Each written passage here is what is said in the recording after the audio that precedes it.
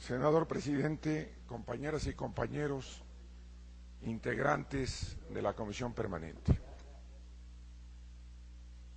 Hemos dicho que nuestro país está pervertido, y lo está porque es más importante lo que se dice que lo que se es. Nunca habíamos visto que para cumplir con su obligación constitucional, el presidente de la República tuviese que realizar actos mediáticos en la promulgación de leyes.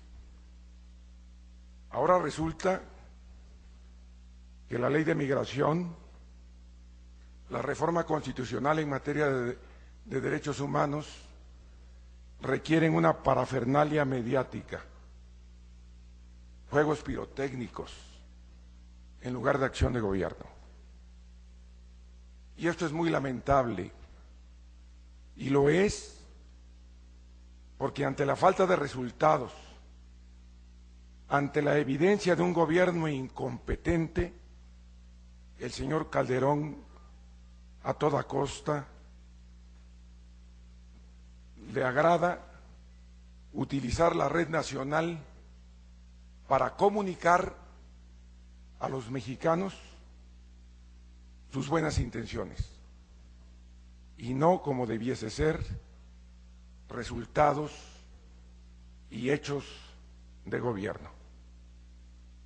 Esto es muy lamentable porque además le quita el tiempo al presidente de la Suprema Corte de Justicia de la Nación, al presidente de la Comisión de Derechos Humanos, al presidente del Senado, al presidente de la Cámara de Diputados, solo para la parafernalia mediática, ejercicio en el que, por cierto, en este sexenio se han gastado más de 18,000 millones de pesos y que tiene como secuela el que los gobernadores de los estados y las autoridades municipales y las burocracias hayan gastado más de 50,000 millones de pesos en darle más importancia a lo que se dice que a lo que se es. Esta mañana he escuchado el mensaje del presidente de la República para convocar a un periodo extraordinario al Congreso de la Unión. Y precisamente lo hace 3 días después de que en una universidad norteamericana fue a agraviar a quien debiese ser su principal aliado si se trata de realizar acuerdos parlamentarios en la Cámara de Diputados. Es absolutamente absurdo, es kafkiano que por un lado agravie a quienes en el Congreso tienen que construir acuerdos. Y me estoy refiriendo a un agravio directo, al señalar pues, lo que todos los mexicanos conocemos,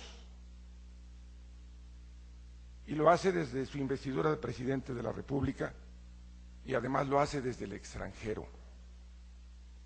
Por cierto, en otra actitud contradictoria, porque apenas en enero pasado el presidente de la República le pidió a los embajadores y cónsules que salieran a hablar bien de México al extranjero. Es decir, lo digo de verdad, ya me da ternura hablar de este señor. No es posible que tenga tantas inconsistencias. Pero además, y lo digo porque los diputados y senadores en la iniciativa que se convirtió en ley electoral regresiva, como la calificamos, se pusieron de acuerdo para dar pasos hacia atrás en la reforma electoral. Secuestraron los tiempos del Estado, se los distribuyeron entre la partidocracia, y si no le gustaba esa reforma electoral del 2007, que nuestros compañeros legisladores dijeron que era la de más avanzada, ¿por qué no la vetó el Ejecutivo Federal? ¿Y por qué después del proceso electoral del 2009 presenta una nueva reforma política en la que plantea aspectos que no observó como debió haberlo hecho si tuviese congruencia y compromiso con la patria sobre las candidaturas ciudadanas. ¿Por qué no lo hizo? ¿Por qué, si de verdad queremos que haya candidaturas independientes, como lo ha luchado Convergencia, inclusive yendo hasta el máximo órgano, como es la Suprema Corte de Justicia de la Nación? ¿Por qué en la reforma que recientemente se aprobó en el propio Senado y que está pendiente de su aprobación en la Cámara de Diputados, no se hizo la reforma consiguiente al artículo 41 constitucional que establece el uso de los tiempos en radio y televisión, cuando la propia Constitución prohíbe la compra a particulares de tiempo en radio y televisión? ¿Queremos dar candidaturas a los ciudadanos sin que tengan acceso a radio y televisión? Por eso, nuevamente decimos, en este país es más importante lo que se dice que lo que se es. Quiero recordar que cuando se aprobó esa reforma, nosotros le dijimos a los miembros de las organizaciones sociales que querían que se aprobara la reforma, que les teníamos dos noticias, una buena y una mala. La buena es que sí va a haber candidaturas independientes, y la mala que sería hasta el 2015, porque así se había prefigurado su aprobación. Amigas y amigos, no podemos seguir mintiendo, y lo mismo pasa con los consejeros electorales. Se necesitan poner de acuerdo en la Cámara de Diputados el PAN y el PRI para aprobar la reforma. Lo que sucede es que tienen una rebatinga partidocrática para el control de los órganos electorales. Para nadie es un secreto que aquí los consejeros electorales en la Cámara de Diputados y los magistrados en la Cámara de Senadores se dan por cuotas. Yo lo he denunciado en la tribuna del Senado, y hay casos específicos, y se lastima y se vulnera los derechos de los funcionarios probos y de carrera que tienen derecho a ocupar esos espacios, pero que por falta de relaciones políticas son canceladas sus carreras por burocracias cupulares que piensan solamente en sus intereses facciosos y de grupo, y no en la estabilidad de la República. ¿Y qué decir en temas como la reforma laboral? Vino aquí el secretario de Trabajo. ¿Cómo debemos aplaudir que no haya tantas huelgas en el país? Tiene a un hombre tan belicoso, altanero, soberbio, prepotente y vanidoso en ese encargo. Viene incluso a los diputados a faltarles el respeto. Pero lo más grave no es su arrogancia. Lo más grave es su inconsistencia en lo que dice. Se atrevió a decirnos en este cuerpo colegiado que el problema de la inseguridad que se vive en las minas y la seguridad industrial que podría existir en las fábricas se debe a que, por no haberse aprobado la reforma laboral, él carece de facultades para nombrar inspectores. En cualquier país del mundo, un titular del Ejecutivo serio, responsable, profesional, lo hubiera corrido. Pero me dicen que, por cierto, él sigue así en sus bravuconadas, porque el titular del Ejecutivo le dice que así debe de actuar y que lo felicita por su comportamiento. Y es claro que se está actuando así porque solamente se buscan reflectores, se busca la parafernalia en un ejercicio electoral que se le desvanece al Partido Acción Nacional como consecuencia de un gobierno fallido, de un Estado fallido, de una acción de gobierno sin compromiso, sin emoción, sin pasión, sin visión. Y miren lo que dice hoy el titular del Poder Ejecutivo para convocar a este periodo extraordinario. Se atreve a decirnos que nos pide la Ley de Seguridad Nacional, porque dice, así lo exige la reciente aprobación de la reforma constitucional en materia de derechos humanos. Y apenas ayer en la primera comisión de esta comisión permanente definimos un punto de acuerdo en el que los compañeros legisladores subieron a esta tribuna como la incursión realizada por la Policía Federal a las instalaciones del Centro de Derechos Humanos Paso del Norte en Ciudad Juárez, precisamente, subrayo, precisamente cuando se encontraba en tránsito a esa ciudad, la marcha por la paz con justicia y dignidad. Más contradicciones no podemos tener. Pero vamos a ir más allá. Habla de que tenemos que aprobar aquí en el Senado la ley en contra del robo de hidrocarburos.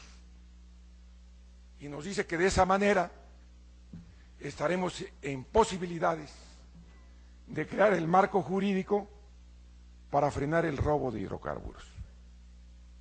Háganme el favor, porque no hay una ley que dice que es delito robar hidrocarburos, se pueden robar.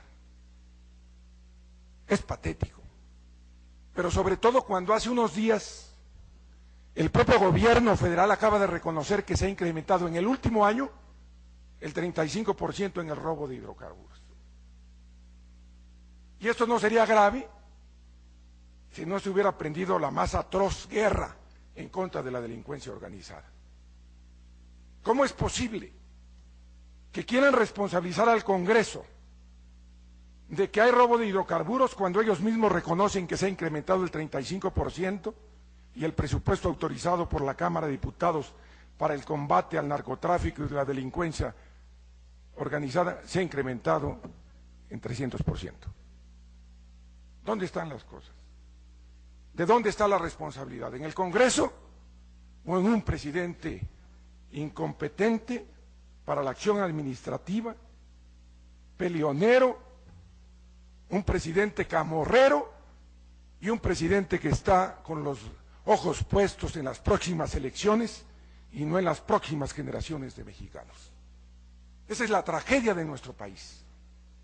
Un presidente que llegó deslegitimado y que no ha tenido la capacidad de legitimarse en el ejercicio del poder. Un presidente que tendría que construir la armonía en la parte final de su administración y está sembrando la discordia. Vamos a aceptar que por acciones torpes, al margen de la legalidad, violando los derechos humanos, las garantías individuales, por esa falta de visión, se atropella una de las instituciones más sólidas de la República, como es el Ejército Mexicano? Yo creo que su función como comandante supremo de las Fuerzas Armadas, bajo ninguna circunstancia le pueden permitir que el Ejército cometa atropellos y violaciones que tenga que enmendar el Poder Judicial de la Federación. Y no venimos aquí a defender a ninguna persona en lo individual.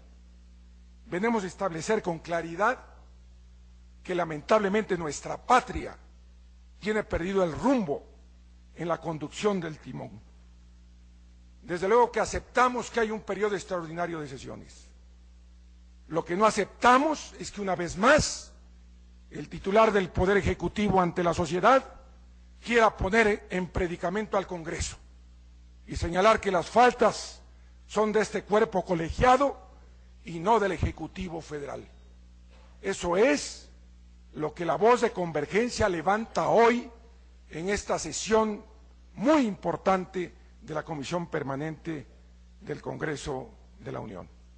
Amigas y amigos senadores, pongámosle tiempo al periodo extraordinario, pero que quede claro y que lo recojan los medios, más que los que escriben, que lo recoge el canal del Congreso para que nos reciben en sus casas, que no podemos seguir permitiendo simulación y engaño en este país y que el presidente de la República no tiene ningún derecho a usar el poder presidencial impunemente para engañar a nuestro pueblo. Es cuanto, compañeros legisladores.